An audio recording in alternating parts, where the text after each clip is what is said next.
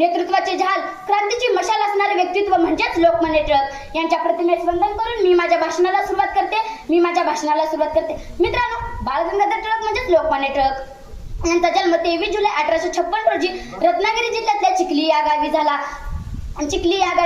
लोकांमध्ये स्वातंत्र्याविषयी जागृत व्हावी म्हणून त्यांनी केसरी व मराठी हिंदू वर्तमानपत्रे सुरू केली. टिळकांच्या कार्याने घाबरून इंग्रजांनी त्यांना अटक केले, त्यांच्यावर खटला चालवला.